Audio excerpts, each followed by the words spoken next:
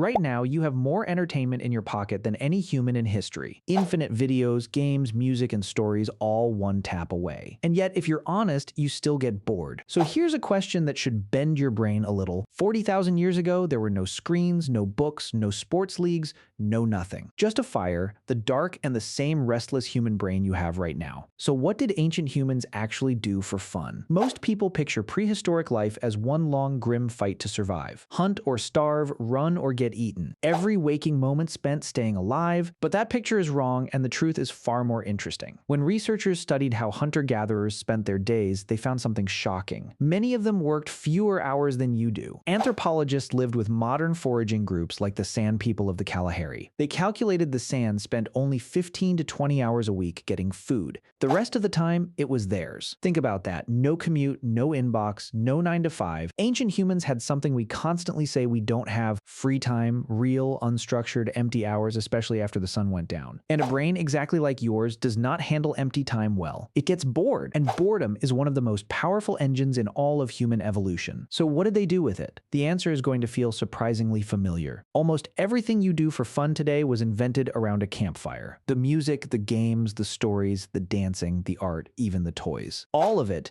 tens of thousands of years before the first city was ever built. Let's start with the place where it all happened. The fire. Fire changed everything, and not just because it cooked food or scared off predators. Fire gave humans the night. Before controlled fire, the day ended when the sun did. But a campfire pushed back the darkness and created a warm, glowing circle of light. And inside that circle, a completely new world opened up. Researchers noticed something remarkable about how people use firelight versus daylight. During the day, conversation is mostly practical. Where's the food? What's the plan? But at night, around the fire, the talk changes. It becomes stories, songs, jokes, gossip, imagination. One study found that after dark, over 80% of their conversation was storytelling. 80%, the fire wasn't just a tool. It was humanity's first theater, first concert hall, and first living room, all in one glowing circle. And once humans had a stage, they started filling it with everything we still call fun. But here's the part that surprises people most. This wasn't a rare treat. It wasn't once in a while. The evidence says play was woven into everyday prehistoric life. And it started shockingly early with children. Let's talk about toys,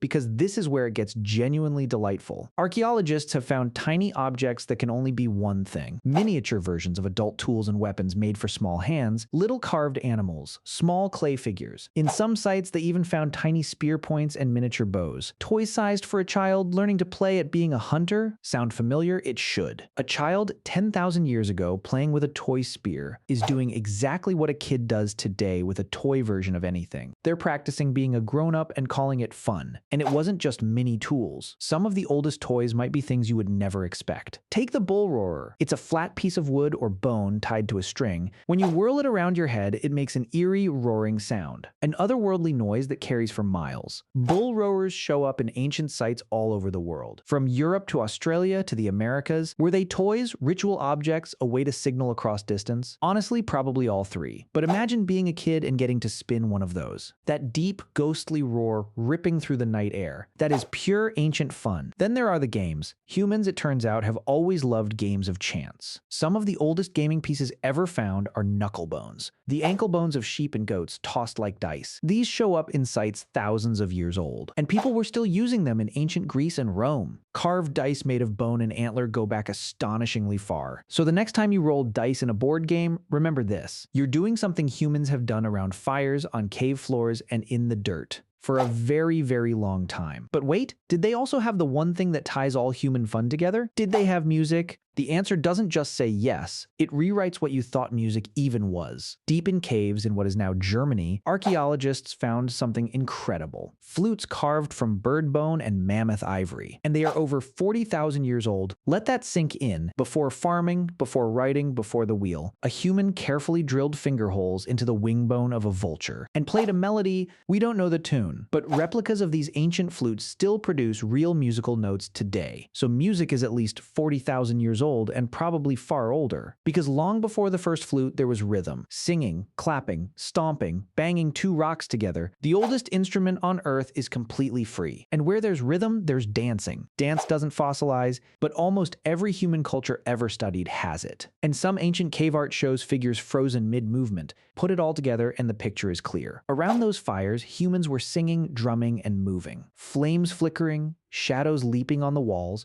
a beat pounding through the night. That's not some ritual from a textbook. That's a party, tens of thousands of years old. Then there's the art. You've seen the famous cave paintings, horses, bison, lions, and handprints. Some over 45,000 years old, but here's what most people miss. Many of these paintings are deep inside caves, in total darkness, reachable only by torchlight. Making this art was an event. You had to bring light and pigment, climb into the dark, and create together. And the handprints are the best part. People pressed their hands flat against the wall and blew pigment over them, leaving a perfect outline. Some of those hands are tiny children. A kid, deep in a dark cave, giggling as red paint is blown over their hand, leaving their mark on the wall forever. If that's not fun, what is? Which brings us to the oldest entertainment of all, the story. Long before writing, humans were telling stories around the fire, and scientists now think this is the entire point. Why would evolution keep play, games, music, and art? None of it finds food or escapes a predator. Because fun was never pointless. Play is practice. When children play hunt, they're learning to hunt. When a group sings and dances together, it bonds into a stronger team. And when an elder tells a story, they're passing down survival knowledge, wrapped in something so entertaining that everyone remembers it. Fun was the classroom, the campfire was the school, and imagination was the teacher. So the next time you're scrolling, bored out of your mind, despite having every song and movie ever made, think of that person 40,000 years ago. They had a fire, a drum, a story, and the people they loved. And honestly, they might have had more fun than you, because they invented fun,